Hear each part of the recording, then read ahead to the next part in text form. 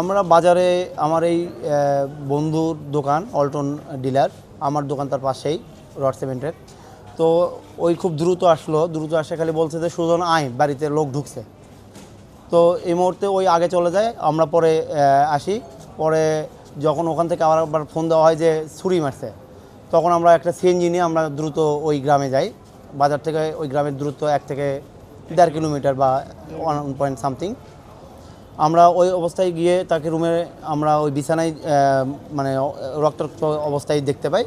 দ্রুত ওখান থেকে সিএনজিতে নিয়ে আমরা শহীদ জিয়াউর রহমান মেডিকেল কলেজ পর্যন্ত নিয়ে এসে এখানে এসে ডাক্তার তাকে মৃত ঘোষণা। গ্রাম খেলতে খেলতে ভাই আসতে বলতেছে আমার বাসায় হচ্ছিল চোর ঢুকতেছে, চত ভাই দৌড়ে যা আসলাম, যা দিকে আমি মনে করো পড়ে আছে বিছনায় পড়ে দিকে চাকু মারছে, রক্ত। এই অবস্থা আমরা সেন্টার তুলে রানিং চলে এলাম জিয়া মেডিকেলে, শহীদ জিয়া মেডিকেল।